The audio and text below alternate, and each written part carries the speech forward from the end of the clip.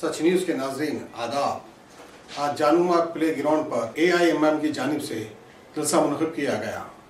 इस जलसे में बैरिस्टर असदुद्दीन अवैसी ने शिरकत की और अपनी जज्बाती तकरीर में कहा, आइए देखते हैं ये तफसीली report. Sponsored by exclusive PC world, city building, Secunderabad.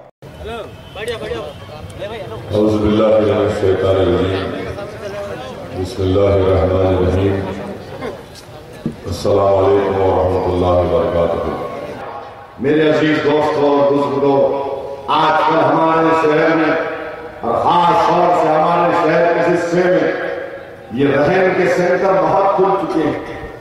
हर जगह रहन के सेंटर। नहीं मालूम हजरत पुलिस इतना खामोश क्यों है रहन के सेंटर वालों से। पुलिस जो खामोश बैठी है, ऐसे रहन के सेंटर खुले हैं। गरीब बेचारा मासूम गुर्बत की वजह से, बीमारी की वजह से जाकर अपना सोना रहन रखता है। ऐसे 2-3 वाकयात मेरी नजर में है। मुझे बताया गया कि बात बराबर तो 50 तोला सोना लेकर रहने वाले भाग गए। दूसरी रियासतों से आकर हैदराबाद में ये ड्रामा कर रहे हैं, चोरी कर रहे हैं। हम पुलिस से मुतालबा करते कैसे रहन सेंटरों को बंद कराए, इनकी तहकीक करें, इनका रिकॉर्ड रखें। कौन है लोग, क्या इनके पास परमिशन है या नहीं, जो गरीबों की गुर्बत का मजाक उड़ा रहे हैं, उनका इस्तेसाल कर रहे हैं। हम पुलिस से मुतालबा करते हैं कि वो ऐसे रहन सेंटर वालों पर पाबंदी आयद करें। चबूतरे पे बैठना तो बहुत मुश्किल होकर दिए, मगर रहन सेंटर वालों पे इतना रहम क्यों कर रहे आप? कहीं आप अपनी ड्यूटी तो रहन नहीं रखा दी उसके पास। अब ये आपको फैसला करना है। मजलिस इत्तेहादुल मुस्लिमीन इस बात का मुतालबा करती है कि ऐसे रहन सेंटर वालों पर कड़ी से कड़ी नजर रखी जाए और उन पर सख्त से सख्त एक्शन लिया जाए। तीसरी अहम बात मेरे अजीज दोस्तों और बुजुर्गों ये है कि आजकल तेलंगाना में बीजेपी के सदर आए हैं। बड़ी मोहब्बत पैदा हो गई उनको तेलंगाना से। अच्छा हुआ है। मैं बार बार बोलता था चीफ मिनिस्टर को, देखो ये आ रहे हैं, देखो ये ऐसा करेंगे। नलगुंडे को गए बीजेपी के सदर साहब और खुद चीफ मिनिस्टर कह रहे हैं कि जिस दलित के घर में बैठकर खाना खाए वो किसी रेड्डी साहब बना के खाना दिखे। क्या मोहब्बत का प्यार है। दलित के घर में खाना तो अपने बाहर से पका कर लाता है। वाह, क्या अम्बेडकर से मोहब्बत है तुम लोगों को। चीफ मिनिस्टर खुद कह रहे हैं कि कोई मनोहर नामी शख्स पका के लाया और शाह साहब बैठ के गपा क्या बात है।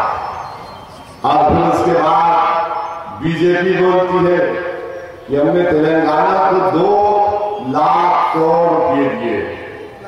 ये अमित शाह जो है अपने बास की तरह क्या बोलते हैं लोग हैदराबाद में, गप्पा मारते, लंबी लंबी छोड़ते, बड़ा बड़ा फेंकते, लंबा फेंक दिए।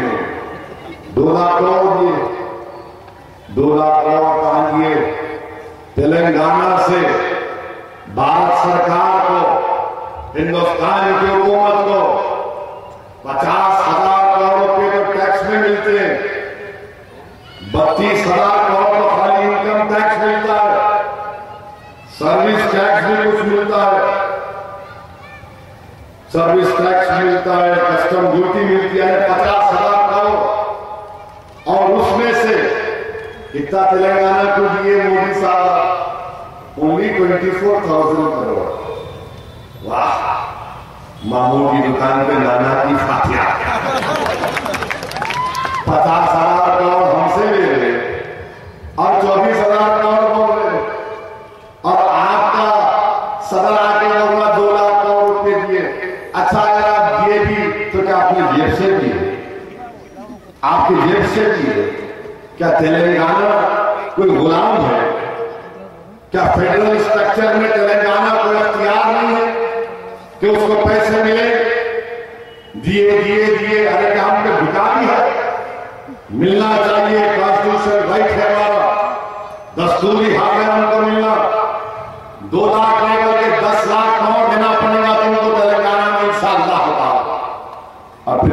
ये क्या दिए? कभी हाईकोर्ट तो बनाओ तेलंगाना, अलहदा हाईकोर्ट क्यों नहीं बनाते? बोले हैं बना रहे। अब आए हैं, आखिर हाथ देख रहे हैं कि नहीं तेलंगाना में हम बीजेपी को उठाएंगे। मैं मोदी साहब को बोल रहा हूं, मिस्टर मोदी और मिस्टर शाह, आप लिख के रख लो मेरी इस बात को, इंशाअल्लाह ताला सिकंदराबाद की पार्लियामेंट की सीट तुमको हार कर बताएंगे। ये शहर हैदराबाद के आवाम तुमको बताएंगे। तुमको गोशा में तुम्हारी जमानत सब करवा के बताएंगे इंशाअल्लाह। अंबरपेट में हारोगे, मुशीराबाद भी हारोगे, खैरताबाद भी हारोगे, उप्पल भी हारोगे। तेलंगाना में तुमको बहुत बड़ी नाकामी मिलेगी इंशाअल्लाह। हैदराबाद लड़ेंगे, कौन लड़ेंगे? आओ, वेलकम।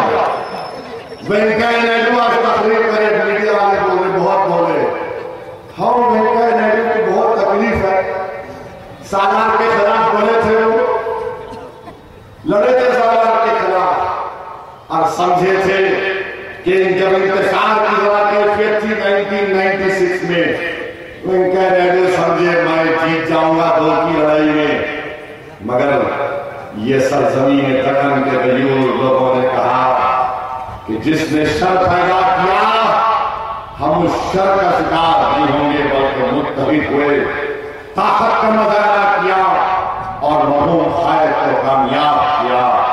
आज हैदराबाद की पार्लियामेंट की सीट पर बड़ी ललचाई नजर लगाकर बैठे हैं कि हैदराबाद की सीट से मजलिस की कामयाबी को रोका जाए। हाँ, मैं जानता हूं, इसलिए कि हिंदुस्तान की लोकसभा में अगर चंद आवाजें उठती है वक्त के फिरौन के खिलाफ, तो सरजमीन दक्कन के गयूर लोगों की आवाज के रूप में मजलिस इत्तेहादुल मुस्लिमीन जालिमों के सामने इंसाफ का मुतालबा करती है, तो मजलिस इत्तेहादुल मुस्लिमीन है। अक़लियतों के हुकूक के लिए लड़ती है, तो मजलिस इत्तेहादुल मुस्लिमीन है। मिल्लत मज़लूमा के इंसाफ के लिए जो आवाज उठाती है, तो पार्लियामेंट में मजलिस इत्तेहादुल मुस्लिमीन है। सरजमीन दक्कन के गंगा जमुनी तहजीब की हिफाजत की अगर कोई आवाज उठाती है, उसका तहफ़्फ़ुज़ अगर कोई करती है, तो मजलिस इत्तेहादुल मुस्लिमीन करती है। दलितों के जुल्म के खिलाफ अगर आवाज उठाती है, मोदी के हाथ में आग डालकर, तो मजलिस इत्तेहादुल मुस्लिमीन है। आज हैदराबाद को आए, वेलकम।